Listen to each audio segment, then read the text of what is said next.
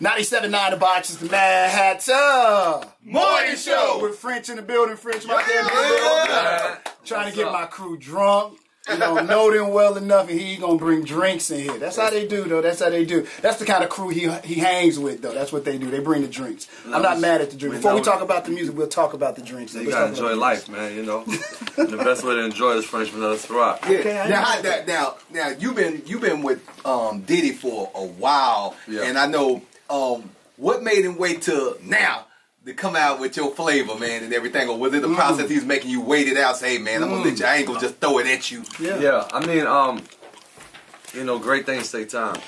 You know, and with this flavor, it was like, you know, at first it was just an idea, then the idea grew to, you know, to a real plan. Yeah. And real plans with companies like Ciroc, like a real vodka company, take years. You know, for the plan to develop. They ain't just try to give anybody. Yeah. That's why nobody got their flavor yet. Yeah, you're right. You're right. It ain't so I'm just blessed. You know, Big Bro finally gave me a chance.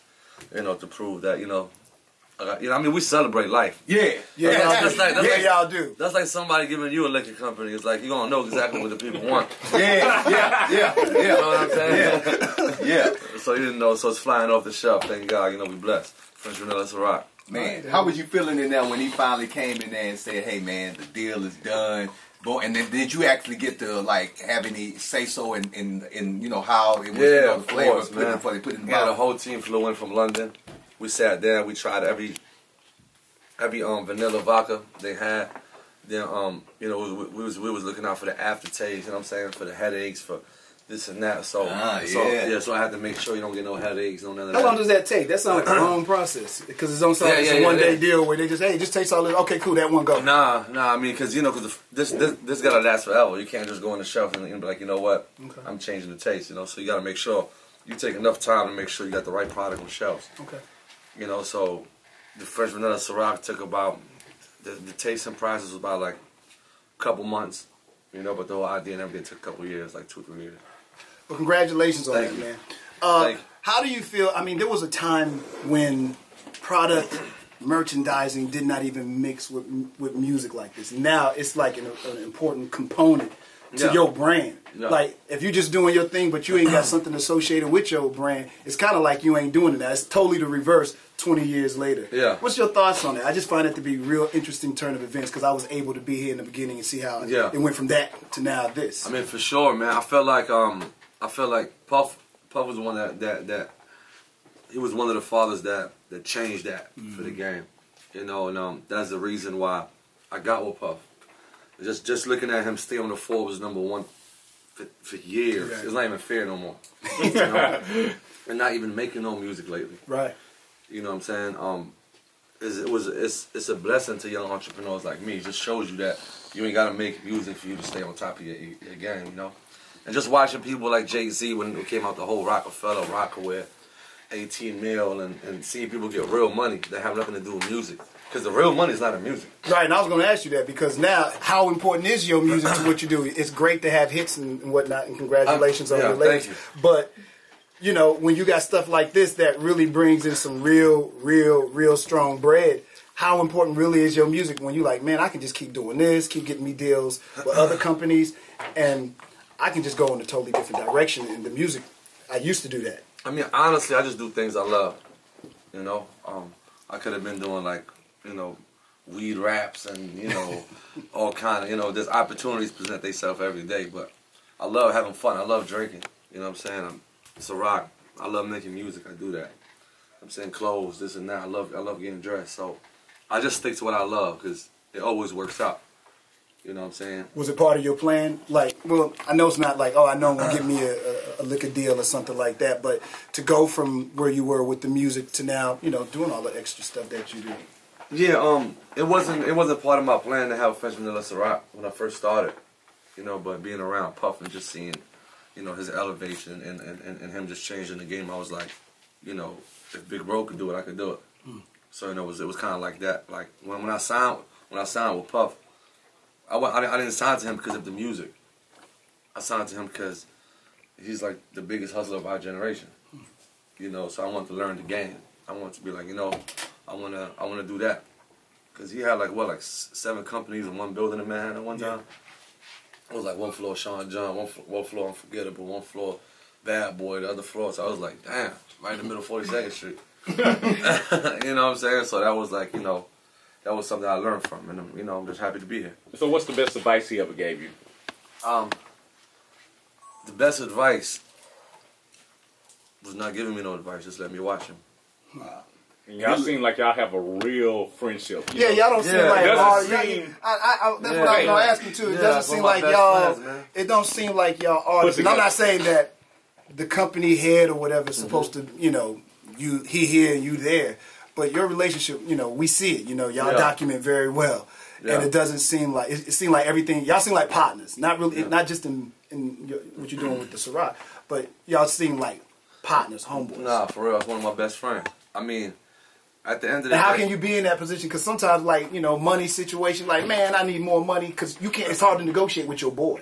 Yeah, it's hard. I mean, look, man, if money is numbers, you know what I'm saying? And if money make you happy, you know, numbers never end. So you're always going to be chasing that, your happiness. You know what I'm saying? As far as, like, you know. Now, y'all got to remember, this is a rich guy talking, so I don't want y'all getting no ideas here. It's a rich guy talking to you, okay? Okay, go ahead and finish, Mr. Freeman. You know, so I feel like, you know, with him, he already done it all. You know, so when me and him clicked, it was just like, yo, little bro, come here, let me show you the game. Which I feel like a lot of OGs should be doing that. That's true. Oh, and we lack that in the game. It's almost like I got in, I made my money, I'm out of it. Fuck you, I'm not showing you nothing. Excuse my language. No, that's good. That's what it is. I mean, that's what it is. So we need more people like him. All right. French Montana, who we talking to? Give me a little sip real quick. Man, yeah. Now, French, with this French Vanilla. By the way, I don't drink. I'm just taking a little sip. But when he does, it's the French Vanilla. I ain't gonna lie, Now, it's nice, man. a connoisseur like myself for some of the finest wines and spritz, this French Vanilla, it goes hard in the paint straight. JQ is on drink 3, by the way. Yes. Come on, man. So this what I want to know. We got people in here, man. Slow down. Hey man, they realize a pimp, you know, it's different rules for different pimps. right. You know what I'm saying? They expect that from me. A daytime 3 limit. All right, Yeah. go ahead and finish with your question. Now, everybody can't drink it straight like me. You know, I feel it. Are you drunk? No, but I want to ask this: what do you recommend people to mix this with if they want to mix a little Okay, that's a fair something? question. You know, I mean, you can mix it with cream soda. You know what I'm then saying? think about that. Cream soda. Okay. All right. You know what I'm saying? Lemonade, Red Bull. But when I made it, I was like, I want people to mix it with coffee. You know, I was a big Patron coffee drinker. Okay. You know, so I was like, you know, even in the morning. You know, Also, ready for the morning now. Patron. Wow. Okay. Damn, it is. Now it was coffee Patron. They sell it. Okay. Yeah, they sell coffee Patron. So I was like, damn, there's no other liquor out there. It's like, you know, so I wanted to make this like milk, French vanilla, so you can mix it with the coffee and the vibe in the morning. You know, sometimes if you're a real drinker, you know you wake up sometimes a little dizzy, and you take that little extra shot, bring you right back. Take one, go. Right. French Vanilla Ciroc at the coffee machine. My professionals, they know. Man, hold up. They Beautiful know. thing in America. I know we got to drink it. Talk about the album. Talk about Unforgettable. I'm just curious. When you hear this song for the first time, do you know it's a hit? Yeah. Because I heard, I'm like, okay, I think this is going to be a hot joint for this kid right here. Yeah, But I just always wonder if artists, when they hear, like, they in the studio, like, ooh, we got one. You know, definitely. When I first heard this, I definitely knew it was a hit.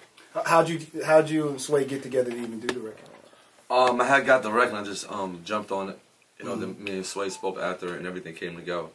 You know, and it just, you know, took off right after that. But I knew it was a hit as soon as I heard it. What was it about it? You think, was it the music? It was the just song with the swag on it. I mean, honestly, I don't be listening to music for words. You know, I be listening for a feeling that I get from music. You know, so as soon as it caught me, I started moving. I was like, nah, we out of here with this one. Definitely. So. Yeah, I remember the time when it just came out, and you know, I knew it was a good record and everything. Sometimes when you see the visual or something, it just give you another extra. I remember when I came to the Summer Jam weekend, and we was at Stage 48 DJing that night, and then I hit it, and then this was like early on, and then like the crowd was just like singing every word for word, and you came in, you got on the mic later on at night. I saw just the energy from it. I'm like, oh, this song is out of there. Yeah. And eventually, everywhere you went after that, everybody was just going. It's just that feel good type song, man. Definitely. And you was in New York, so you already know the love. Oh yeah. Well, how'd you come up? Who came up with the concept? Because the video was dope too, man. How did y'all come up with it?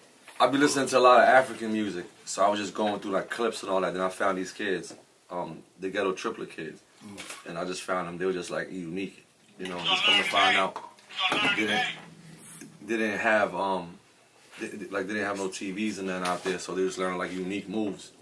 So it just caught me off guard, and I was like, we gotta go there and catch this. And I'm glad we did that, because we ended up making it unforgettable to a whole movement. Hospitals, this, that, you know, helping kids get in school. So I'm glad we did that. All right. And what about the tour too? Because you with the weekend doing the tour, right? Oh yeah, we're doing the tour. So today, you know, what we at today? You at the Toyota Center with the weekend. Yeah. We had the But this is like y'all doing what, a U.S. tour then overseas? Yeah, we're doing well, I'm doing a couple of dates here. I'm doing Canada and we're doing Australia. Okay.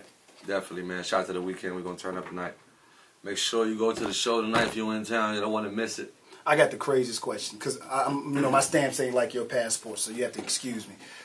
What is a show like in Dubai? Because I saw that you got 2 shows there. Yeah. So I'm just curious to the whole vibe, and again, you got to excuse my ignorance on this. I'm just like, now you gotta understand, Dubai is like a city that they built in the middle of the desert. There was nothing there like years back, so they just built the whole thing, like man-made everything, beach, everything. So it's like, when you go there, like you literally in paradise, like. Is it a tourist attraction? Do people actually live there? I mean, how? No, and people then I live saw there. when you doing your show, they're like, how crazy do the shows really get? Nah, people live there. People live there. You know what I'm saying? It's a beautiful place. You know what I'm saying? Like everybody that got money move over there. You know, it's all the beautiful exotic ladies, or the. You know what I'm saying? Everything. So you know, you paint the picture. But the only thing, but it get hot. I heard it's expensive. That's the only thing I know about Dubai. That it's very, very expensive. That's not for the. It's not for the lighthearted, so to speak. No, but I feel like, you know, everywhere, you know, I mean, you need money everywhere. You know what I'm saying? I feel like it's the same thing, but over there, it's just something, you know. For me, I just like to go on vacation. I can't live there. It's like 140 degrees when I landed. Okay. And then it was like, this is summertime. God, dog. What's your favorite place to go? Because you travel a lot. My favorite place to go. Most exotic place, maybe? It's a new place.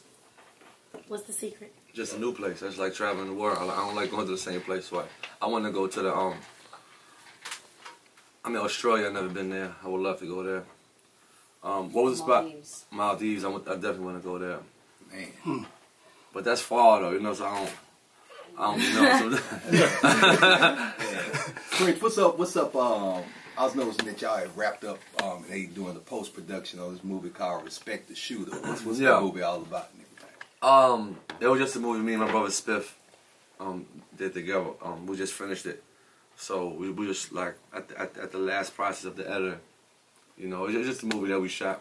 Okay. Yeah, like an hour and a half, like Belly on steroids. Oh man. Okay.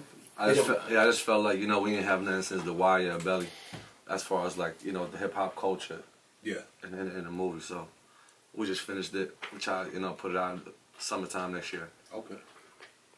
All right, French Montana's who we talking to. French, so they can follow you. I'm sure they already are, but just in case, let them know where they can follow you at. What's the next big move for you? Because I know you got things to do. Instagram at French Montana.